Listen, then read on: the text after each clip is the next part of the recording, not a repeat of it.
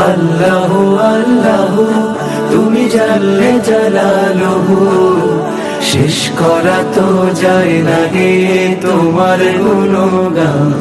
American যে supreme court আছে, সেই সুপ্রিম কোর্ট আজ থেকে প্রায় 90 বছর আগে সারা পৃথিবীর সবচেয়ে শ্রেষ্ঠ আইন প্রণেতা হিসাবে মোহাম্মদ সাল্লামকে সম্মানিত করেছেন।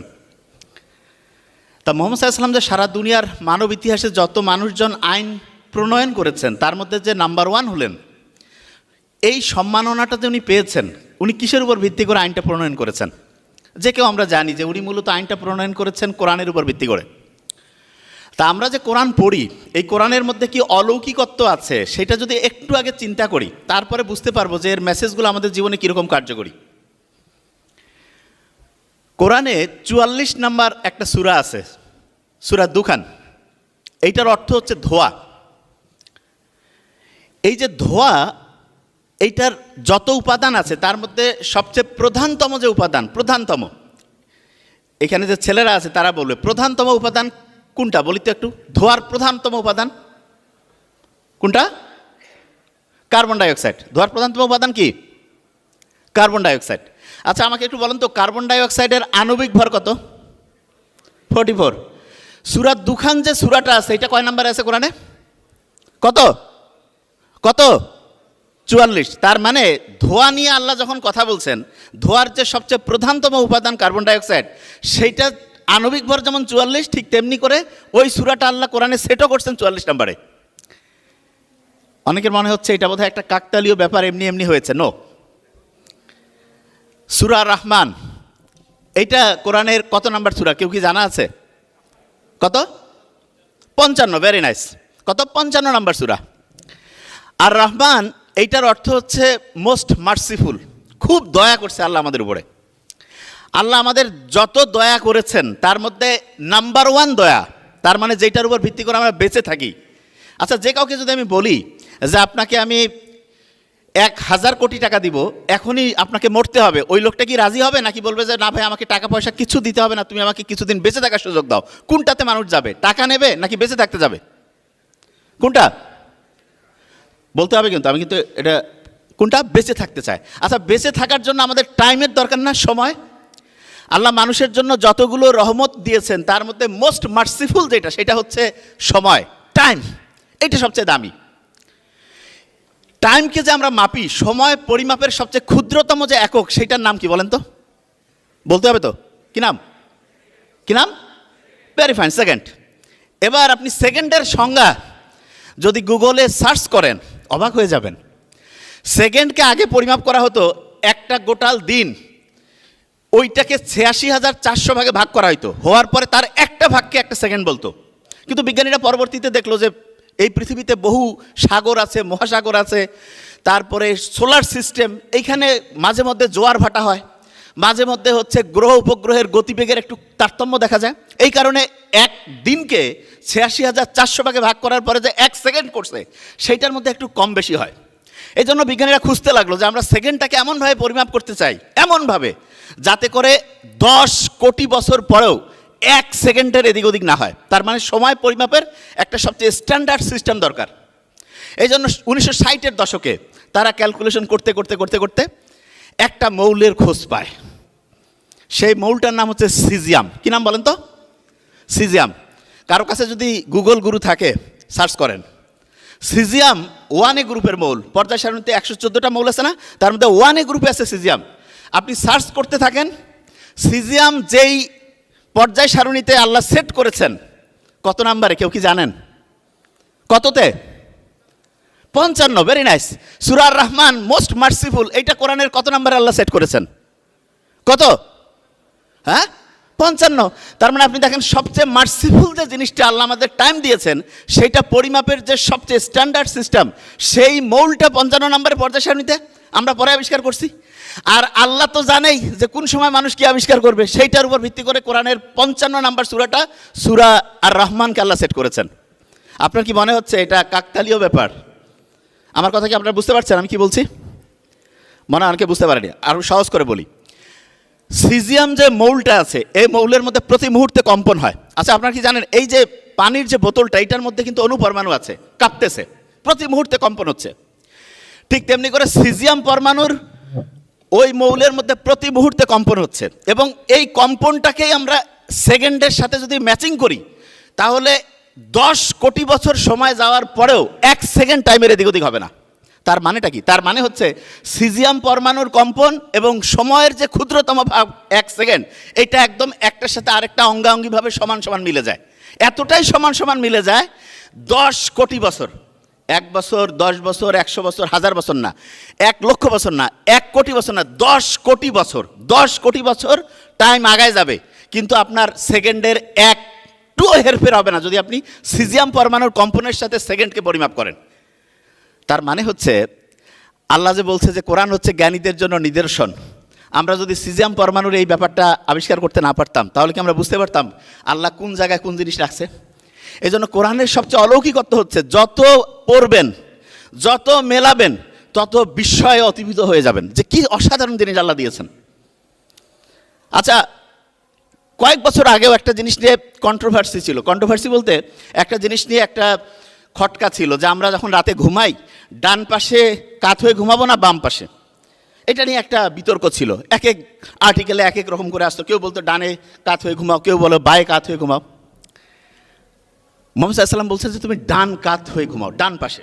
বিজ্ঞানীরা এখন দেখছে কেউ যখন ডান পাশে কাত হয়ে ঘুমায় তখন আমাদের যে লিম্ফেটিক সিস্টেম, তার মানে শরীরের যে জায়গায় রক্ত সহজে যাইতে পারে না, সেই লিম্ফেটিক সিস্টেম লিম্ফোসাইটের সহায়তায় বাইরের যত জীবাণু আছে তার সাথে যে ফাইট করার যে ক্যাপাসিটি, যখন আমি ডান পাশে কাত হয়ে ঘুমাই তখন অনেক বেড়ে যায়, এবং ব্রেইনের মধ্যে যে ইনফ্লামেশন, ব্রেইনের যে ইনফেকশন সেটা কমতে থাকে, ব্রেইন পরিষ্কার হয়। তার মানে বিজ্ঞানীরা এখন দেখতেছে ডান পাশে কাত হওয়া, এই ডান পাশে কাত হয়ে ঘুমানো শুধু মোহাম্মদ সাল্লাল্লাহু আলাইহি ওয়াসাল্লামের সুন্নত তাই না, এইটা হচ্ছে আমাদের রোগ প্রতিরোধ ক্ষমতার সাথে সম্পর্কিত। এরকম যেই জায়গায় আমরা যাব আপনি অবাক হয়ে যাবেন যে কোরআন হাদিসের প্রত্যেকটা জিনিস আমাদের কল্যাণের জন্য আসছে। আচ্ছা, বাংলাদেশে যে অনেকে আমরা চাকরি করি, বিসিএস এর অফিসার হই অনেকে আছে না? বিসিএস অফিসার যখন হই তখন কি আমরা কি কোনো শপথ নিয়েছিলাম? শপথ অনেকে বুঝতে পারছে না। বিসিএস এ যখন কেউ জব রিক্রুটেড হয় তখন কি শপথ নিতে হয়? শপথ নিতে হয় না, কিন্তু শপথ নেই। কিন্তু ধরা যাক যে একজন উপদেষ্টা হবে, একজন মন্ত্রী হবে, তখন তার শপথ আছে না? শপথ আছে। সারা পৃথিবীতে যতগুলো প্রফেশন আছে এই প্রফেশনের মধ্যে এমন একটা ভিন্নধর্মী প্রফেশন আছে যেখানে স্টুডেন্ট যখন ঢুকছে তখনই শপথ নিয়েছে। সেই প্রফেশনটার নাম কি?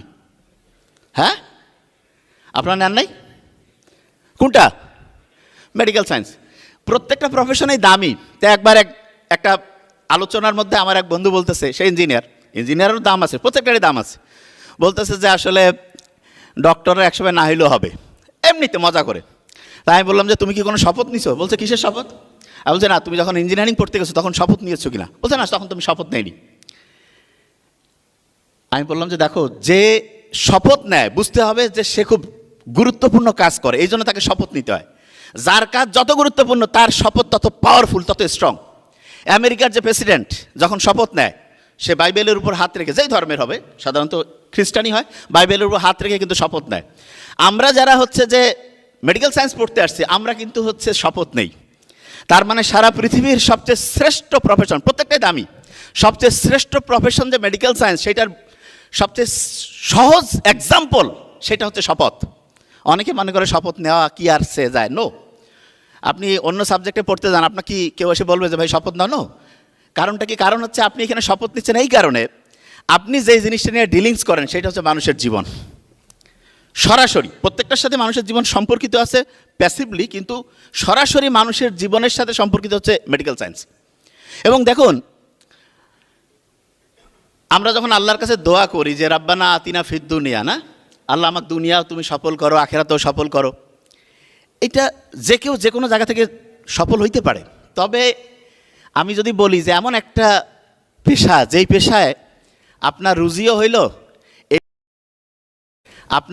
হইল, এই দুনিয়া আপনি সফল হইলেন, পরের দুনিয়াও সফল হইলেন, এইটা সারা দুনিয়ায় যতগুলো প্রফেশন আসছে মানুষের ইতিহাসে, তার মধ্যে নাম্বার 1 যদি আমরা যাই তাহলে সেটা হচ্ছে মেডিকেল সায়েন্সের এই পড়াশোনা। দেখেন, সম্ভবত তিরমিজি শরীফের একটা হাদিস আছে এরকম, সকালবেলা কেউ যখন অসুস্থ মানুষকে দেখতে যায় 70,000 ফেরেশতা রিক্রুট হয়ে গেল। ওরা খাতা কলমে লেখা শুরু করে ফেলছে। সকাল থেকে সন্ধ্যা পর্যন্ত তার নামে আমল নামায় খালি ভালো নেকি লিখতে থাকে। সকালবেলা একজনকে দেখছে, অসুস্থ লোককে। শুধু তাই না, বেহেশতের মধ্যে ফল ফলাদি এগুলোর হচ্ছে বাগান তার নামে বরাদ্দ হইতে থাকে। আবার সন্ধ্যায় একজন দেখছে 70,000 ফেরেশতা হচ্ছে বসে পড়ছে, তার আমল নামায় খালি ভালো ভালো নেকি লিখতেছে। এবং সন্ধ্যা থেকে ফজর পর্যন্ত, সকাল পর্যন্ত দেখা যায় তার ওই যে বেহেশতের মধ্যে যে ফল ফলাদি বাগান এগুলোর হচ্ছে মানে একটার পর একটা, একটার পর একটা, একটার পর একটা তার নামে হচ্ছে বরাদ্দ হচ্ছে। তার মানে তিরমিজি শরীফের হাদিস প্রমাণ করছে, আমরা জাস্ট নিয়াতটা যদি পরিষ্কার করি, আমরা তো জীবনের যে জীবিকা সেটা তো এখান থেকে পাবোই। তার সাথে যেটা সবচেয়ে গুরুত্বপূর্ণ, ফেরেশতারা রিক্রুট হয়ে গেল, আপনার নামে আমলনামায় লেখা শুরু হয়ে যাচ্ছে। আপনার বেহেশতের মধ্যে ফল ফলাদি এগুলোর হচ্ছে একটার পর একটা আপনার নামে হচ্ছে যে ওটাকে কি বলে ইজারার মতো চলে আসতেছে। আপনার ইহকাল পরকাল অসাধারণভাবে হচ্ছে সামনের দিকে চলে যাচ্ছে। এই যে আমরা ডাক্তারের মতো, মেডিকেল সায়েন্সের মতো এরকম অসাধারণ পেশায় থাকার পরেও যারা এখানে আছি, অনেকেই একটা আফসোস আছে না যে আমরা ডক্টরদের কোনো পার্সোনাল লাইফ নাই, এরকম একটা আফসোস আছে না? আচ্ছা, আপনার কথা কন না কেন? একটু না বললে আমি বুঝতে পারবো যে আপনি বুঝতে পারছেন কি না। কয়েক মিনিট বলবো কিন্তু, অতএব একটু বলতে হবে, তাহলে আমি খুব দ্রুত আগায় যেতে পারবো ইনশাল্লাহ। ওকে, একটু বলতে হবে। আসলে হয়েছে কি, ডক্টররা এত ব্রিলিয়ান্ট, কয় আমি কি কব, সব তো জানা, তাই শুনলে মজা লাগে যে হ্যাঁ ঠিক আছে জানি তো, জাস্ট খালি একটু বলতে হবে, তাহলে আমি খুব দ্রুততার সাথে আগায় যেতে পারবো, যেই জিনিসগুলো আমাদের জানা উচিত। দেখেন, আমরা এত অসাধারণ পেশায় আছি, কিন্তু দেখবেন অনেকেই বলে না যে আমাদের পার্সোনাল লাইফ নাই, অনেকেই আছে। এবং পার্সোনাল লাইফ নাই যে এইটার কারণে আপনি দেখবেন অনেক ডক্টরের ছেলে মেয়ে কিন্তু একটা বিপদের মধ্যে থাকে। অনেক ডক্টরের ছেলে মেয়ে, যত বিজি ডক্টর তার ছেলে মেয়ের প্রবলেম তত বেশি, আপনি দেখবেন বেশিরভাগ ক্ষেত্রে। আপনাকে একটা হ্যাক্স বলে যাই, জাস্ট লিখে রাখতে পারেন, কারণ পরে খেয়াল থাকবে না। আমরা যা কিছু শুনি 1 ঘন্টা পরে 56% জিনিস ভুলে যাই। প্রতি 100টা কথার 56টা কথা 1 ঘন্টা পর ভুলে যাব। একদিন চলে গেলে 70টা কথা ভুলে যাব। 1 সপ্তাহ চলে গেলে 80টা কথা ভুলে যাব। এরপরে খেয়ালে থাকবে না যে এই স্পিচ শুনছি কি শুনি নাই। এই জন্য জাস্ট পয়েন্টটা একটু খালি খেয়াল করতে পারেন। কি সেটা? আপনার যত বেশি ব্যস্ততা থাক না কেন, যা থাক, আপনার সন্তানের জন্য জাস্ট 15 মিনিটস, এটা আমার কথা না, আমেরিকান যে মেডিকেল অ্যাসোসিয়েশন তারা রিকমেন্ড করছে 15 মিনিটস প্রত্যেক দিন আপনার সন্তানের সাথে জাস্ট আপনি থাকবেন, তার কথা শুনবেন, আর কিছু না। 15 মিনিট, যে কী বলতেছে না। অনেক সময় আমরা মনে করি কি বাচ্চার সাথে আসছি, ও কি দেখে, ওরে বাবা। দেখেন, ছোট্ট বাচ্চা, আপনি দেখবেন ছোটোবেলার কথা যদি আপনারা খেয়াল করেন, যাদের ছোট বাচ্চা যেই সময় মানুষ হয়েছে, আপনি একটু জাস্ট খেয়াল করেন তো, আপনাকে সে কিন্তু নকল করতো, খেয়াল করছেন? আপনি তার সাথে যে আচরণ করতেন, ও কিন্তু ওই আচরণটা কপি করতো। এবং খুব ইন্টারেস্টিং জিনিস, প্রত্যেক দিন 15টা মিনিট যদি আপনি বাচ্চার সাথে থাকেন, তাহলে কি হবে জানেন? আপনার এবং বাচ্চার মধ্যে ওই সময় অক্সিটোসিন ক্ষরণ হবে। আচ্ছা বলেন তো, অক্সিটোসিন আন্তরিকতা বাড়ায় না? এই আমাদের বাংলাদেশ, এই দক্ষিণ এশিয়ার ইসলাম প্রধান যে দেশগুলো আছে, এই দেশগুলো আব্বা আম্মা ভাই বোন ফ্যামিলির যে বন্ডিং, ইউরোপিয়ান কান্ট্রি থেকে এইটা আছে। ইউরোপিয়ান কান্ট্রিতে হচ্ছে ওই যে ওল্ড হোমে আব্বা আম্মা পাঠাই দিছে, বাচ্চা পাঠাই দিছে, ওই যে এটা কী কয়, চিলড্রেন হোম নাম দেওয়া যেতে পারে, চাইল্ড কেয়ারে পাঠাই দিছে। এবং বাচ্চা কাচ্চা দেখা যাচ্ছে যে ওই জায়গায় আছে, দাদা দাদি আরেক জায়গায় আছে। সত্যিকার অর্থে শান্তি নাই, অক্সিটোসিনের কোনো বন্ডিং নাই, এবং ওই জন্য দেখবেন ওইখানে ফ্যামিলিগুলো ধ্বংস হয়ে যাচ্ছে। তা আমরা যদি প্রত্যেক দিন বাচ্চার সাথে জাস্ট 15 মিনিট সময় দেয়, 15 মিনিট, জাস্ট 15 মিনিট যদি সময় দেই, তাহলে দেখা যাবে ফ্যামিলির যে কানেকশনটা, ফ্যামিলির একজনের সাথে আরেকজনের সাথে যে আত্মিক সম্পর্কটা, এটা অন্যরকম পর্যায়ে চলে যাবে, আনবিলিভেবল পর্যায়ে যাবে। তাহলে আপনারা যারা আছেন, যত বেশি ব্যস্ততা থাকেন না কেন, প্রফেসর হই, প্রিন্সিপাল স্যার হই, ডিরেক্টর স্যার হই, যারা, অনেকে মনে করে 15 মিনিট দিলে কী হবে। শোনেন, আপনাকে আজকে যদি আমি 1 টাকা দিই, দেখেন তো, এটা যদি আগামীকাল 2 টাকা হয়, তারপর দিন যদি 4 টাকা হয়, তারপর দিন যদি 8 টাকা হয়, তারপর দিন যদি 16 টাকা হয়, তারপর দিন যদি 32 টাকা হয়, এরকম করতে করতে 31 নাম্বার দিন যখন হয়, জাস্ট 31 ডেজ, এরকম করে প্রত্যেক দিন টাকাটা ডাবল হচ্ছে। কেউ বলতে পারবেন 31 নাম্বার দিনে আপনার এই 1 টাকা কত টাকায় কনভার্ট হবে? 10 কোটির বেশি। Very nice. আর কেউ এদিকে? 1 টাকা দিয়েছি, শর্ত হচ্ছে একটা প্রত্যেক দিন ডাবল হবে। 1 থেকে 2, 2 থেকে 4, 4 থেকে 8, 8 থেকে 16, মাইটোসিস কোষ বিভাজনের মতো। স্যার বলছে 10 কোটির বেশি। এক্স্যাক্ট নাম্বারটা শুনলে আপনি হতবাক হয়ে যাবেন, 107 কোটির বেশি, 107 crores এর চাইতে বেশি। আপনি চিন্তা করেন তো, আমাদের শরীরে যে ট্রিলিয়ন কোষ, লক্ষ লক্ষ কোটি কোটি যে কোষ, শুরু কিন্তু মাত্র একটা কোষ থেকে, জাইগোট, 1টা থেকে 2টা, 2টা থেকে 4টা, 4টা থেকে 8টা, 16, 32, 64। এবং আপনি দেখেন তো এই সিস্টেমটাই, এই বাইনারি সিস্টেমটাই কাজ করে না কম্পিউটারে। আধুনিক এআই টেকনোলজি আসুক আর যাই আসুক, আল্লাহ যেখান থেকে সৃষ্টি শুরু করছে 2 থেকে 4, 4 থেকে 8, 8 থেকে 16, ঠিক ওই মেকানিজমটাই কিন্তু বাইনারি সিস্টেমে, আর্টিফিশিয়াল ইন্টেলিজেন্স বলি, ইন্টারনেট বলি, কোয়ান্টাম কম্পিউটিং বলি, সবগুলোতে ওইটাই কাজ করছে। তার মানে বিজ্ঞান এখন যেখানে শুরু করতেছে, আল্লাহ শুরুটা ওইখান থেকে, বিজ্ঞান শুরু করছে, আল্লাহ শুরুটাই ওইখান থেকে। বিজ্ঞান এত অ্যাডভান্স হয়ে যে জায়গায় আসছে। তা যেটা বলছিলাম, প্রত্যেকদিন আপনি আপনার বাচ্চার সাথে 15 মিনিট টাইম দেবেন। এইটা 1 দিন, 1 সপ্তাহ, 1 মাস, 6 মাস, 1 বছর, 3 বছর, 5 বছর, 10 বছর, 20 বছর পরে আপনি দেখবেন যে আপনার বাচ্চাকে আপনি আলাদা করতে পারছেন না। অনেকেই বলে বাচ্চার সাথে আমার কানেকশন নাই। সেই দিন আমি এক মেডিকেলের ভাইয়ের সাথে কথা বলছিলাম, তা বলল যে ওনার পরিচিত একজন আমেরিকায় থাকে, ওনার বাবা হচ্ছে যে, মানে ওই পরিচিত যিনি আমেরিকায় থাকে, তার বাবা হচ্ছে করোনায় আক্রান্ত হয়ে মেডিকেলে, মানে 2020-21 ঘটনা বলছে, জীবন যাবে কি আসবে এইরকম অবস্থায় আইসিইউতে আছে। বেটাও বাপকে দেখতে যায় না, বাবও বেটাকে আশা করে না, মনে খুব কষ্ট। তারপর আমি বললাম যে এটা কেন হইলো? বললো যে ওইখানকার ফ্যামিলিতে এরকম বন্ডিংস নাই, অথচ বাঙালি ছিল, বাংলাদেশ থেকে গেছে, এইরকম হাই প্রফেশনাল, তার ছেলে বাচ্চা ছোট থেকে বড় হইল, 22, 23, 25 বছর বয়স হলো, বাবা মৃত্যু সজ্জা। আচ্ছা, আমরা কি এটা চিন্তা করতে পারি? আমি একটা ঘটনা বলি। আমার ছোট ভাই ডক্টর নোবেল, তার এক ফ্রেন্ডের, তার নামটা রিভিল করছি না, ঘটনাটা জাস্ট এক্সাম্পল, খুব ভালো কাজ করে। তাদের যখন প্রপ পরীক্ষা হয়, বগুড়া মেডিকেল কলেজে যখন প্রপ পরীক্ষা হয়, সেই প্রপ পরীক্ষার সময় তার মা হচ্ছে প্রচণ্ড অসুস্থ হয়ে গেল, এবং প্রফের ভাইবা আগামীকালকে, সে প্রফের ভাইবা না দিয়ে চলে গেল হচ্ছে মাকে দেখতে। মার স্ট্রোক করছিল।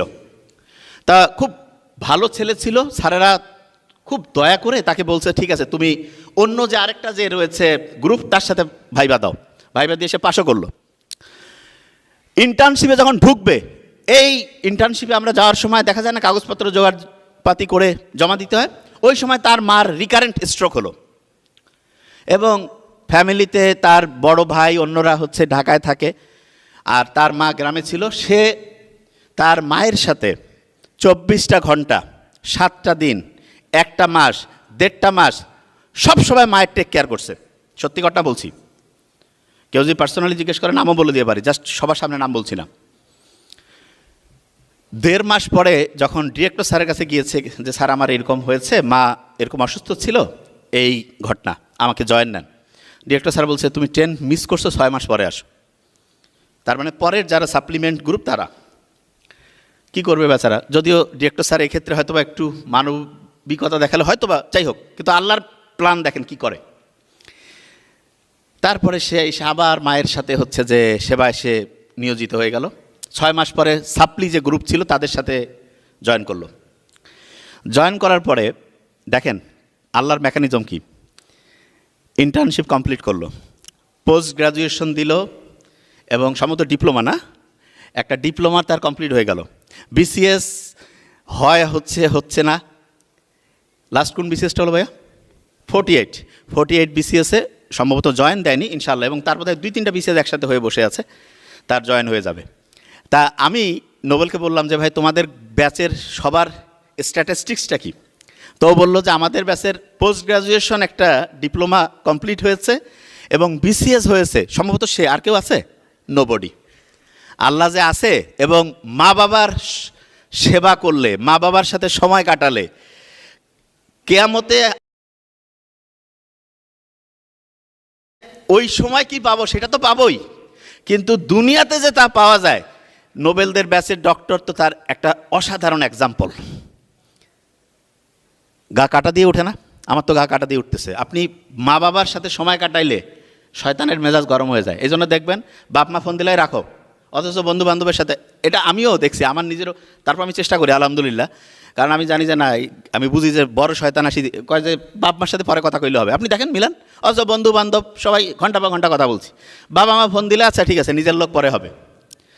মা বাবার সাথে যখন আপনি কথা বলেন তখন মা বাবা যেই প্রান্তেই থাক, আপনি কথা বলতেছেন না, অক্সিটোসিন ক্ষরণ হচ্ছে।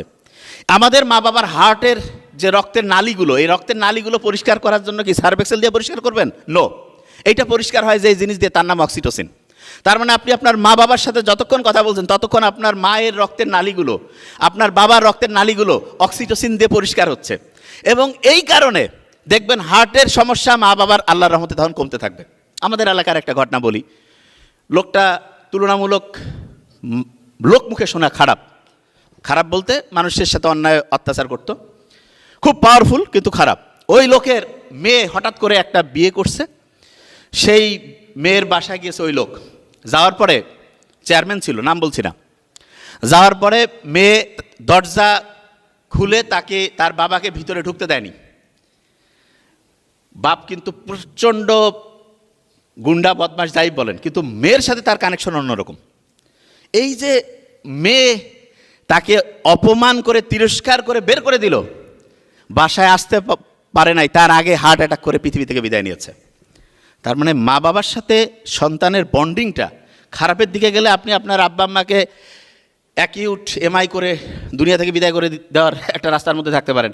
আর আপনি যদি বাবা মার সাথে সম্পর্ক পজিটিভ রাখেন, প্রতি মুহূর্তে রক্তের নালীগুলো পরিষ্কার হইতে থাকলো এবং আপনার আব্বা আম্মার হার্ট ক্লিন হইলো, রক্তের নালী পরিষ্কার হইলো, হার্টের সমস্যা থেকে দূর হয়ে বেশি দিন বাঁচার যে রাস্তা সেইটা আপনি গতিশীল করলেন। তাহলে আপনি চিন্তা করেন যে মা বাবার সাথে এই সন্তানের সম্পর্ক যত ভালো হবে।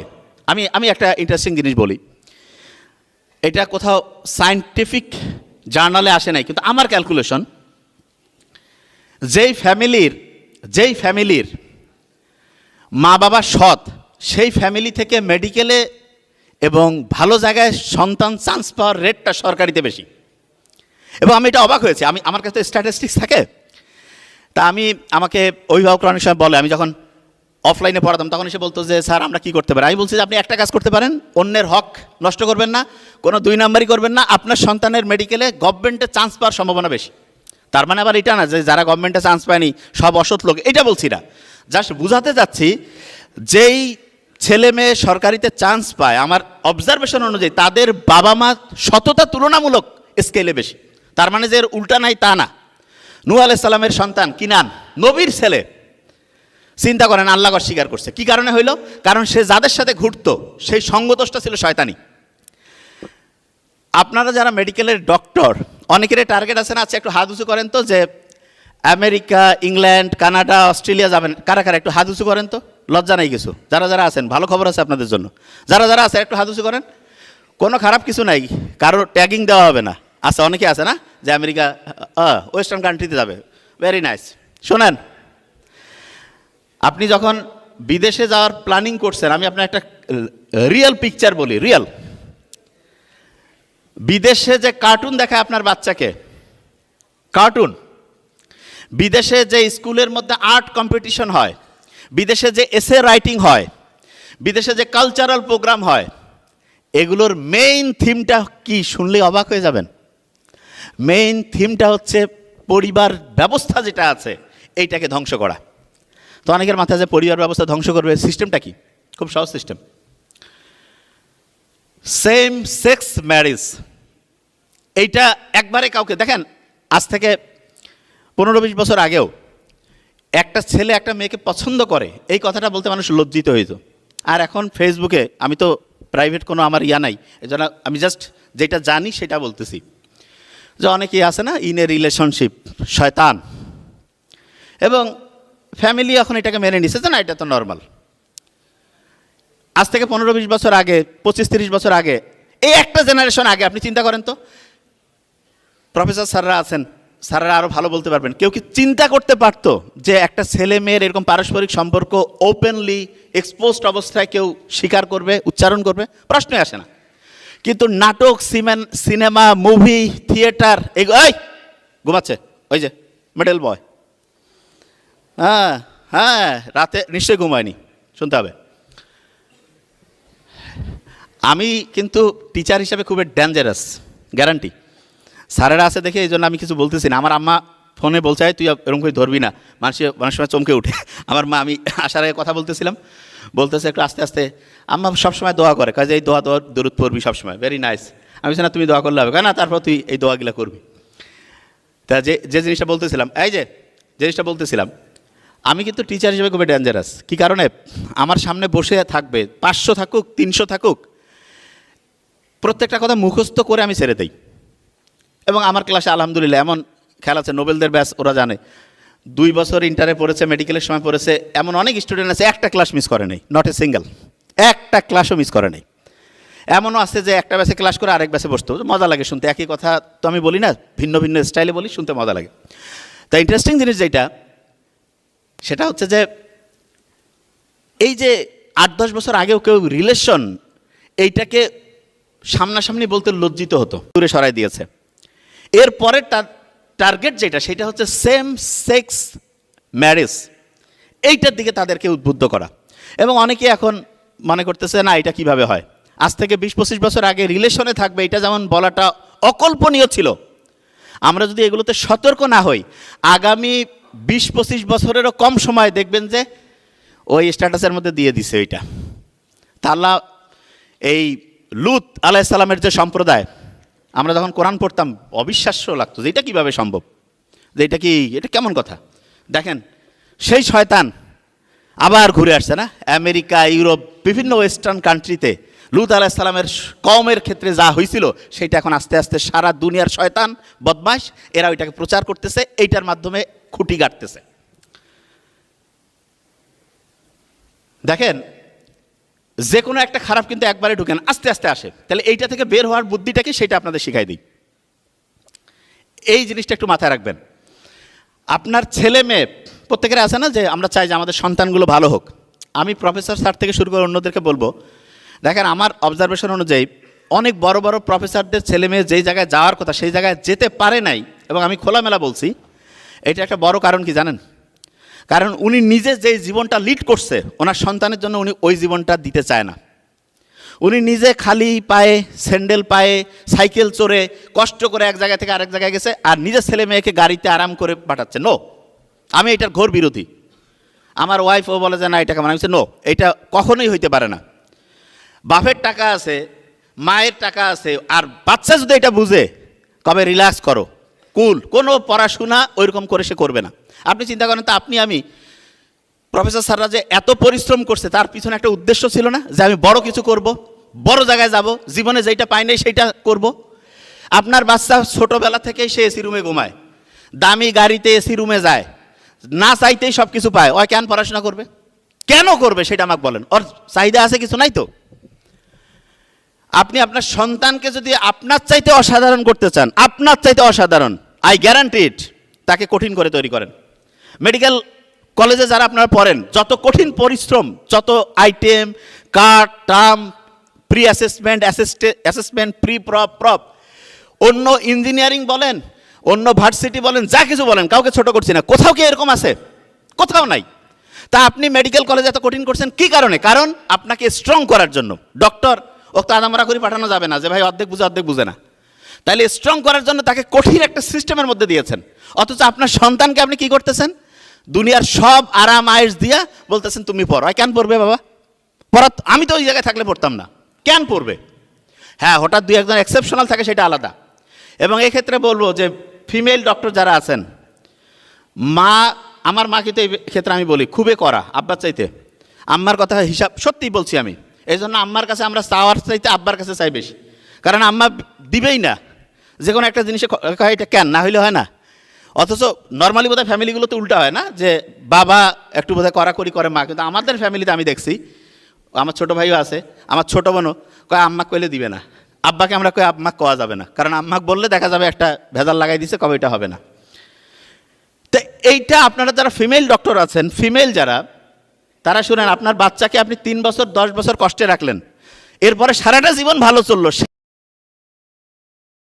এখন তাকে আরাম দিয়ে সারা জীবন, পরের যে জীবনটা ধ্বংস হইল। এরকম বিভিন্ন শহরে আছে, দেখবেন যে বড় বড় শিল্পপতি, বড় বড় ডক্টর, বড় বড় মানে বিজনেস ম্যাগনেট তাদের ছেলে মেয়েদেরকে পুনর্বাসন কেন্দ্রে রাখছে। কি কারণে? ওই যে দৈনিক 15 মিনিটের কথা বলছিলাম না, সেটা দেয়নি। এবং শেষে যে দেখেন ফ্যামিলিতে একটা যদি এরকম বকে যায়, একটা যদি রাস্তা থেকে দূরে চলে যায়, আপনার গোটাল শান্তি কীরকম দুর্বিষহ অশান্তিতে পরিণত হয়, মানে আপনি হতবাক হয়ে যাবেন। এই জন্য যারা ফিমেল ডক্টর থেকে শুরু করে অন্যরা আছেন, আর অনেকে আছে না যে ব্র্যান্ডেড জিনিস লাগবে, ব্র্যান্ডেড আছে কিন্তু। কারণ আমি কীভাবে বুঝি, আমার ওয়াইফের আমি দেখি তো, তবে আমার হিসাব খুবই ক্লিয়ার।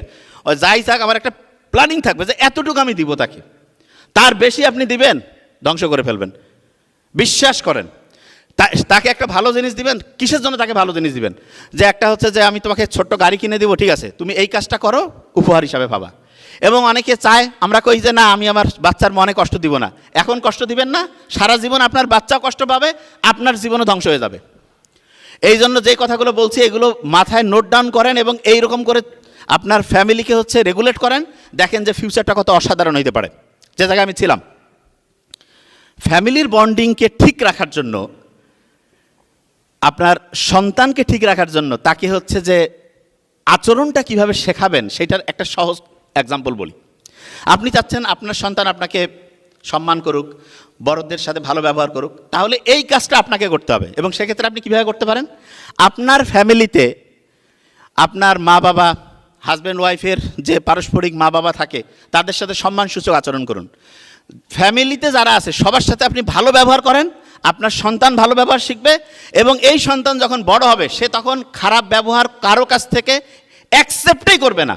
অনেকে আছে না, বলে যে এই ফ্যামিলির এই বাচ্চাটা এত ভালো, কিন্তু দেখা গিয়েছে কোন একটা মানে একটা কি সম্পর্কে জড়াই গেল, যদিও সম্পর্ক জিনিসটাই হারাম।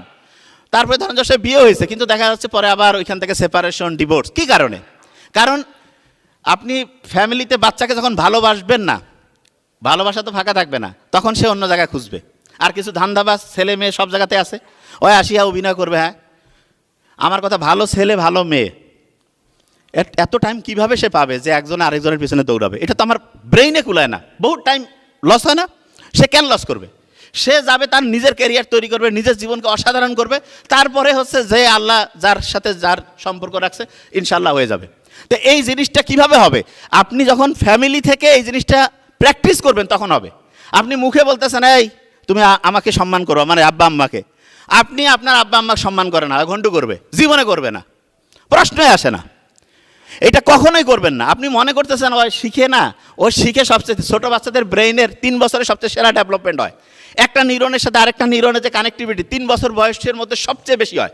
হ্যাঁ, পরবর্তীতে আপনি চেঞ্জ করতে পারেন, পরবর্তীতেও চেঞ্জ করতে পারেন। অনেকে বলে যে ভাই আমি তো ভুল করে ফেলছি, আছে না অনেকে, যে বাচ্চার বয়স এখন তো 8-10 হয়ে গেছে, তাহলে এখন আমি তার ব্রেইনে নতুনভাবে তথ্য দিতে পারবো কিনা। শুনলে অবাক হবেন, যেই মা বাবা সন্তানের মাথার মধ্যে ঠিক তথ্য দিতে পারেন নাই, এখনও ঠিক তথ্য দেওয়ার বুদ্ধি আছে। বিজ্ঞানীরা এখন দেখছে কীরকম। আপনি কি জানেন মাথার মধ্যে 5 রকমের ঢেউ চলে, 5 রকমের। তার মধ্যে সবচেয়ে ভালো 2টা ঢেউ আছে, 2টা। আচ্ছা, ইংরেজির একটা অ্যাপ্রোপ্রিয়েট প্রেপোজিশন আছে না, অ্যাট, বলেন না কেন, কি আছে? অ্যাট। এতে হচ্ছে আলফা ওয়েভ। কি ওয়েভ? আলফা। আর টিতে হচ্ছে থিটা ওয়েভ, থিটা। এই 2টা খেয়াল রাখবেন, আলফা থিটা। এই 2টা খুব ভালো। আপনার বাচ্চাকে যদি আপনি ভালো পড়ার মধ্যে নিতে চান তাহলে আলফা ওয়েভে পড়াবেন। আলফা ওয়েভটা কখন হবে? ভোরে, আর্লি মর্নিং, ভোর 3টা-4টা থেকে শুরু করে সকাল 8টা, 9টা, 10টা। এই সময় সে পড়লে 1 ঘন্টায় 4-5 ঘন্টা পড়া হবে। এবং মেডিকেল স্টুডেন্ট বেশিরভাগজন রাত জেগে আমরা পড়ি, এটা একদম বাতিল করে ফেলেন। অনেকে বলতো রাত জেগে পড়বো, ভালো রেজাল্ট করবো না। আপনি দেখেন পরীক্ষার হলে যে ভুলে যান, আলফা ওয়েভে পড়েন নাই এই কারণে। আর 2 নাম্বার যেটা, টিতে কোন ওয়েভ বলছিলাম? থিটা। শুনেন, প্রত্যেক দিন রাতে ঘুমানোর আগে আমাদের ব্রেইনের মধ্যে একটা দরজা আছে, দরজা। সেই দরজাটা যখন খুলে যায়, ওই সময় আপনি পিছনের দরজা দিয়ে ভিতরে ঢুকলেন, ঢুকে বাচ্চাকে যা বলবেন 1 দিন, 7 দিন, 1 মাস, 6 মাস বলতে থাকবেন, ওইটা ওইখানে পার্মানেন্টলি লেখা হয়ে যাবে। এবং ওই দরজাটা খুলে রাতে ঘুমানোর আগে আপনি আপনার বাচ্চার সাথে একটু গল্প করেন, 2 মিনিট করেন, যে বাবা ইনশাল্লাহ তুমি খুব অসাধারণ হচ্ছ, মা তুমি খুব অসাধারণ হচ্ছ, তুমি সামনে ইনশাল্লাহ এটা করবা, পজিটিভ কথা বলবেন। আর আমরা কি করি? এই তোকে দেওয়া হবে না, তুই তো শেষ, সারাদিন কি করছিস, তার মানে এই জিনিসটা ওই সময় দরজা খুলে ওই সময় যেটা বলবেন সেইটা হবে, আর আপনি ওই সময় নেগেটিভ কথা বললেন, নো, নেভার। ওই সময় যাই বলেন পজিটিভ বলবেন, কারণ ওইটা একদম ওই সময় লেখা হয়ে যাচ্ছে। একটা হচ্ছে তাহলে রাতে ঘুমানোর আগে, আরেকটা আছে সেটা কখন, সেটা হচ্ছে ভোরে ঘুম থেকে উঠে, সকালে ঘুম থেকে উঠে। ওই সময় হচ্ছে ব্রেইনের মধ্যে যে দরজা আছে সেই দরজাটা খুলে গেল, আপনি ওই দরজা দিয়ে ভিতরে ঢুকলেন, যা বলবেন সেইটা ওই সময় আস্তে আস্তে লিখিত হয়ে যাবে। তাহলে বলেন তো, আপনার বাচ্চার মাথার মধ্যে যদি একটা পজিটিভ জিনিস দিতে চান, রাতে ঘুমানোর আগে দিলে কাজ বেশি হবে না কম হবে? এই কথা কন না কেন? বেশি। ভোরে ঘুম থেকে উঠে যদি বলেন তাহলে বেশি হবে না কম? আচ্ছা, এবার অনেকের মাথায় একটা প্রশ্ন আসতেছে যে ভাইয়া, আমি না হয় আমার আব্বা আম্মা, মানে আমি এখন মা বাবা হয়েছে, আমার সন্তানকে আমি বলবো, আমার বাপ মা তো নাই, বা আমরা যারা অ্যাডাল্ট হয়েছি আমাদের কথা আমরা নতুন করে লিখতে চাই, এইটা বুদ্ধি আছে কি নাই? শুনেন, খুব ইন্টারেস্টিং জিনিস। আল্লাহ ব্রেন কেমনভাবে বানিয়েছেন, সে যেটা দেখে যেটা শুনে সেইটাকে সত্যি মনে করে। এখন আপনি অভিনয় করে যদি বলেন যে আমার ব্রেইনের ক্যাপাসিটি অসাধারণ, বলেন তো আমার সাথে, আমার ব্রেইনের ক্যাপাসিটি অসাধারণ, বলেন, ব্রেইনের ক্যাপাসিটি অসাধারণ, আমার ব্রেইন প্রতিদিন ভালো হচ্ছে, বলেন, প্রতিদিন ভালো হচ্ছে, যেইটা পড়তেছি যেইটা দরকার সেটা খেয়াল থাকতেছে, বলেন, যেইটা পড়তেছি যেইটা শুনতেছি যেইটা দরকারি সেটা খেয়াল থাকতেছে। বিশ্বাস করেন আপনার ব্রেইনের ক্যাপাসিটি বাড়বে। কিন্তু আমরা কি কই, অনেকে শয়তানি করে কয়, এই জন্য ইসলামে যে আছে না, শয়তান মিথ্যা কৌতুক করে বলিও না, বিজ্ঞানীরা এখন দেখতেছে আপনি কৌতুক করে মিথ্যা বলবেন, ব্রেন জানে না তো কৌতুক করতেছে, এটা বিশ্বাস করে। অনেকে বলে না যে কি অবস্থা, কয় যে ভাই আমার ব্রেন তো ভালো কাজ করে না, এবং অনেকে এটা মজা করে কয়। নো, নেগেটিভ কিছু কখনোই বলবেন না, সব সময় বলবেন যে আলহামদুলিল্লাহ আলহামদুলিল্লাহ আলহামদুলিল্লাহ। মোহাম্মদ সাল্লাম কি কোনোদিন কইছে না আজকে ভালো লাগতেছে না, আলহামদুলিল্লাহ। আপনার অনেকের আরেকটা অভ্যাস আছে, কি বলে জানেন, বলে যে না আমার পড়ার প্রিপারেশন ভালো হয়নি। আচ্ছা, এরকম আছে না অনেকে, যে প্রিপারেশন ভালো হয়নি অনেকের, কারা কারা পরীক্ষার আগে বলি, বলেন, হাত উঁচু করেন তো, প্রিপারেশন ভালো হয়নি। মেডিকেল স্টুডেন্টের বেশিরভাগের এই জিনিসটা। আচ্ছা, এখানে স্যারদের জন্য একটা ইনস্ট্রাকশন আছে, প্রফেসর স্যাররা আপনাদের একটা জিনিস বলি, শুনলে অবাক হবেন। স্টুডেন্টদের আগে প্রফেসর স্যারদের বলি, স্যারদের একটা জিনিস বলি যে স্যারেরা একটা বড় রকমের গবেষণায় 50টা স্টুডেন্টকে আলাদা করে দেওয়া হয়েছিল, যেগুলো সবচেয়ে সেরা স্টুডেন্ট, প্রিন্সিপাল স্যার দিয়েছিল। এবং 3 মাস পরে পরীক্ষা হইলো, ওই 50 জন স্টুডেন্টের সবচেয়ে সেরা রেজাল্ট হইলো। তখন প্রিন্সিপাল স্যারকে বলছে যে আপনি এইটা অসাধারণ, এই 50 জন স্টুডেন্টকে কীভাবে বাছাই করলেন? প্রিন্সিপাল স্যার বলল যে আপনাদের একটা রহস্য বলি। বলছে কি রহস্য?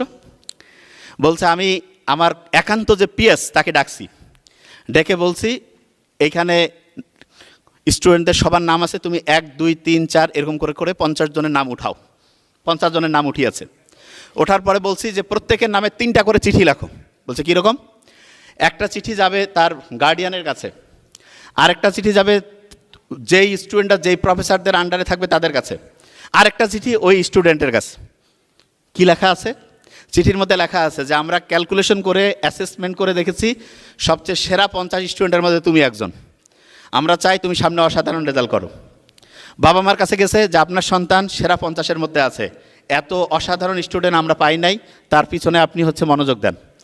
টিচারকে বলছে আপনি সেরা 50 জন স্টুডেন্টকে পড়াচ্ছেন এবং আপনি সবচেয়ে সেরা টিচার দেখে আপনাকে দিয়েছি। টিচার মনে করতেছে আমাকে সবচেয়ে সেরা স্টুডেন্ট দিছে এবং আমি নিজেও সবচেয়ে সেরা টিচার। স্টুডেন্ট মনে করতেছে আমিও অসাধারণ স্টুডেন্ট। আব্বা আম্মা বাড়িতে করছে দৈনিক ডিম খাও, মাছ খাও, দই খাও, কেন? অসাধারণ স্টুডেন্ট আমার বাচ্চা। 1 সপ্তাহ, 1 মাস, 2 মাস, 3 মাস পড়লো, পরীক্ষার রেজাল্ট আসলো, ওই 50 জন সবচেয়ে সেরা রেজাল্ট করে ফেললো। তার মানেটা কি? তার মানে হচ্ছে টিচাররা যখন বিশ্বাস করে যেন আমার স্টুডেন্টটা ভালো, আমরা কিন্তু অনেক সময় টিচার, আমি তো মেডিকেল কলেজে পড়ছি, আমি স্যারদেরকে বলবো যে দেখেন স্যার, কখনো কোনো স্টুডেন্ট যদি মেডিকেলে তো চান্স পায় কারা, সবচেয়ে ক্রিম অফ দ্য ক্রিম, সবচেয়ে সেরা স্টুডেন্ট, এই স্টুডেন্টটা কেন খারাপ হইলো এটা নিয়ে আমরা কোনোদিন গবেষণা করি না। তার মধ্যে একটা বড় কারণ যে কোনো একজন টিচার হয়তো বলছে তুই পাবি না, তুই কীভাবে মেডিকেলে পড়ছিস, তোর দ্বারা হবে না। জীবনে কোনো স্টুডেন্টকে কখনোই এরকম নেগেটিভ কথা বলবেন না, এটা খুবই খারাপ। স্টুডেন্ট যেই পরিস্থিতিতেই থাক তাকে বলবেন যে বাবা তোমার সমস্যাটা কি আমাকে বলো, ইনশাল্লাহ আমরা একসাথে সামনে আগায় যাব। জাপানে কেউ যদি ফেল করে তখন তাকে সামনে নিয়ে এসে চতুর্দিকে তার আত্মীয় স্বজন, বন্ধু বান্ধব, টিচাররা তার সম্বন্ধে খালি পজিটিভ কথা বলে, এরকম অসাধারণ করছে, তুমি সামনে এই জিনিসটা তোমার দ্বারা হবে। এবং ওই স্টুডেন্ট তখন কনফিডেন্ট ফিরে পায়, সে সামনে অসাধারণ রেজাল্ট করে।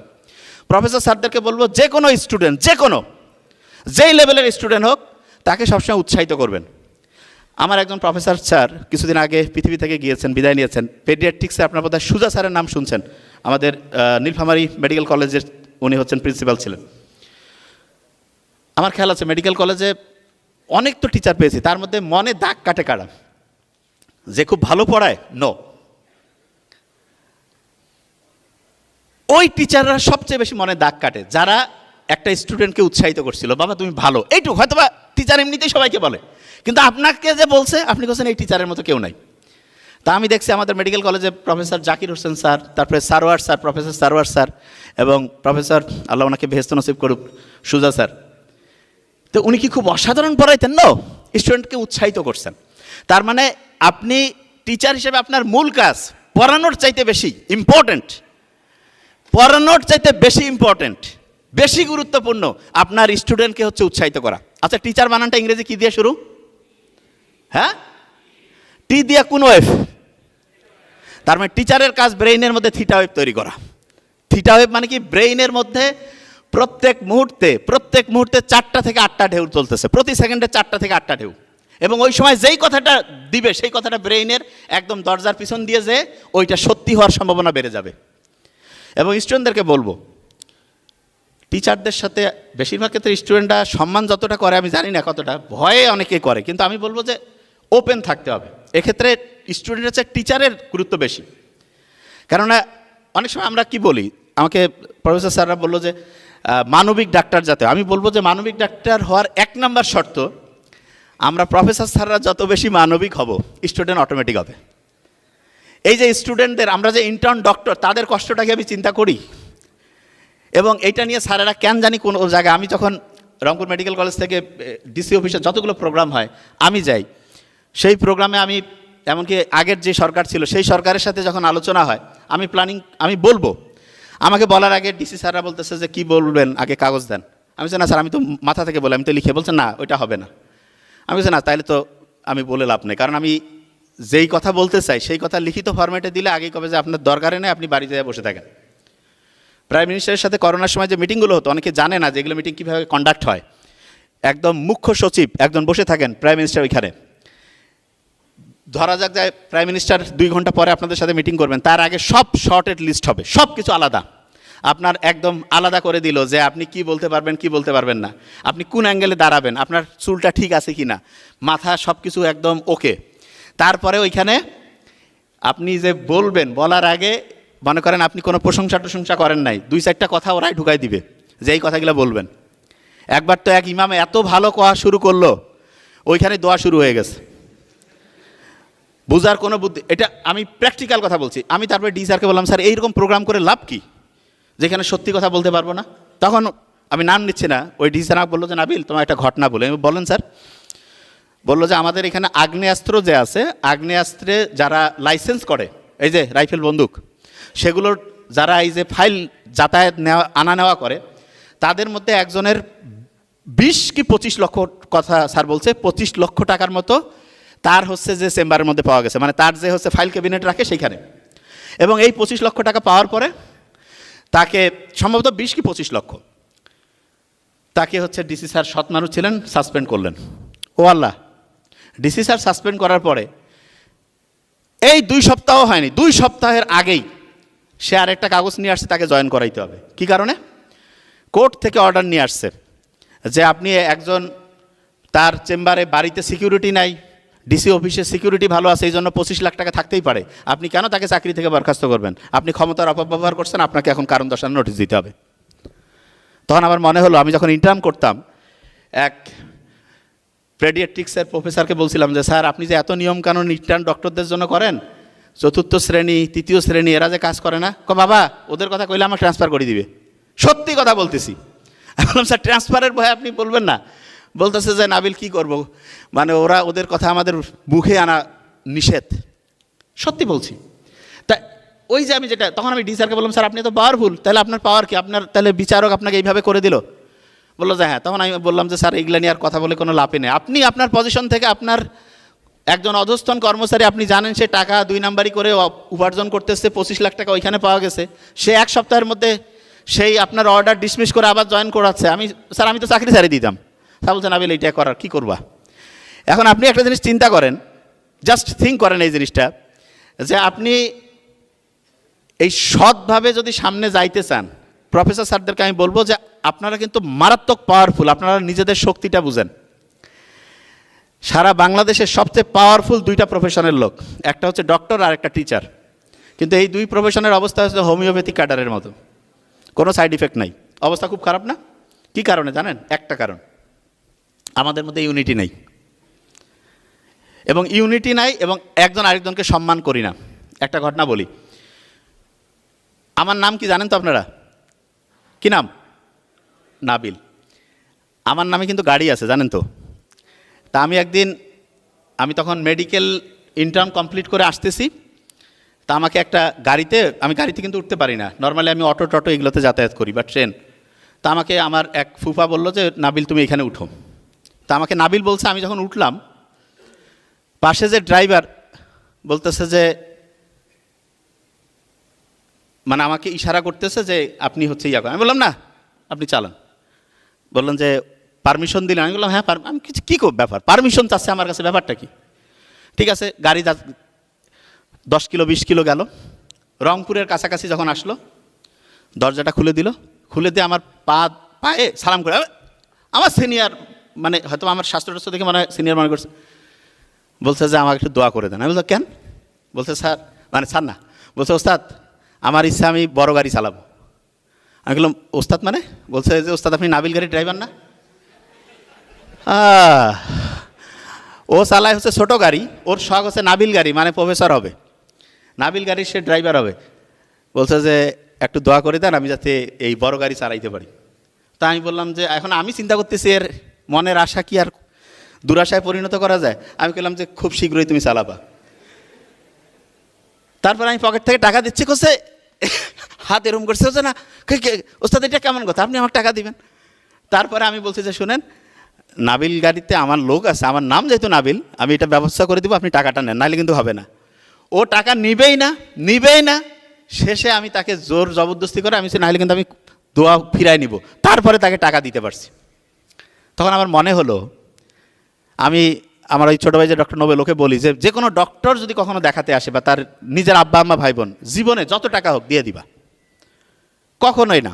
এবং আমার কাছে আমার যে একাডেমিতে যে পড়ে, আমি ডক্টরের ছেলে মেয়ে যদি কোনোভাবে আমার নজরে আসে, ডক্টরের ছেলে মেয়ে যারা আমার একাডেমিতে যা জানে, টাকা পয়সা জীবনে অনেক ইনকাম করবো, আল্লাহ চাইলে যে কেউ আমরা করব।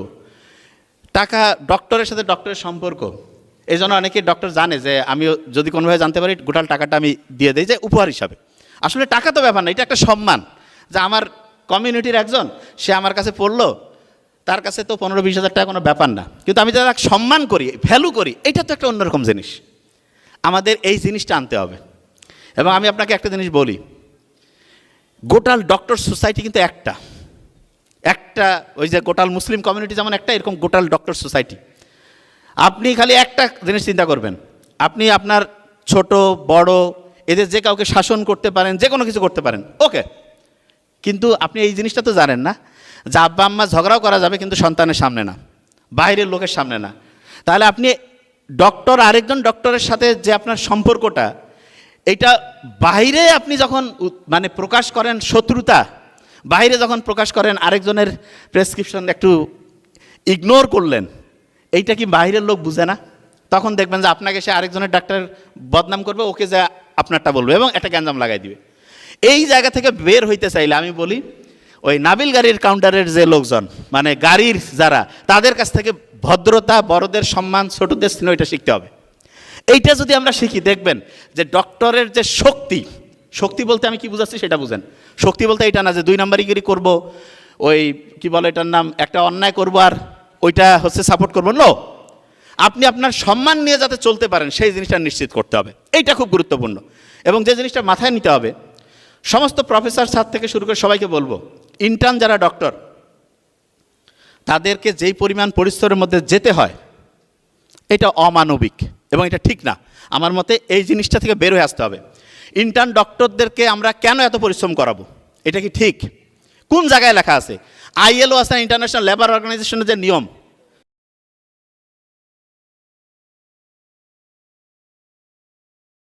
জেনে কষ্ট জানা তুমি ট্রেনিংয়ে আসো তা কি ও কি মানুষ না?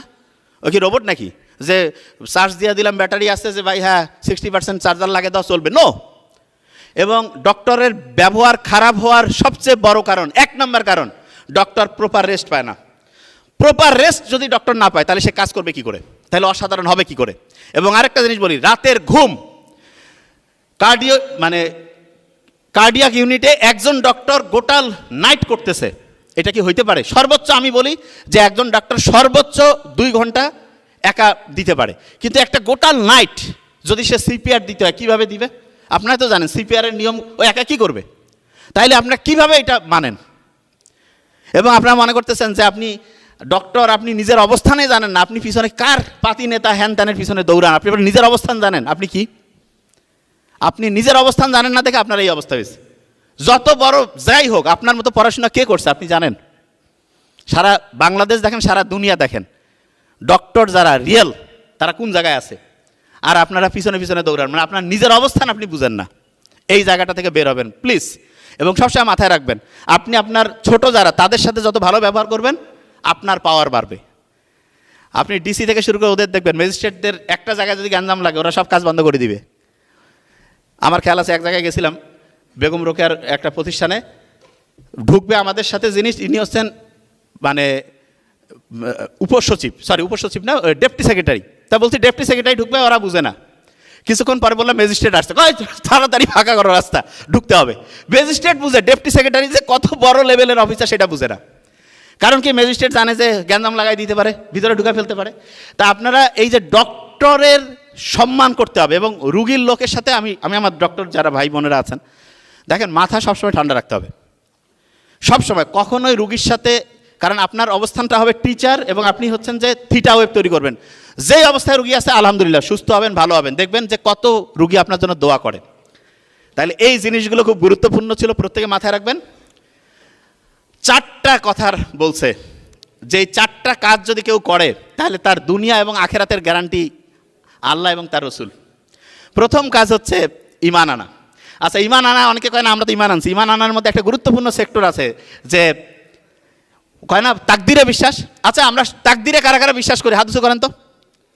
আচ্ছা, সবাই তাকদিরে বিশ্বাস করে, সাথে না উঠেলে হবে, ভেরি ফাইন। আচ্ছা, এবার একটু হাত উঁচু করবেন যে আমার জীবনে কেন এইটা হবে, আমার সাথেই কেন এইটা হবে, এইরকম কথা কারা কারা বলেন? হাত উঁচু করেন তো।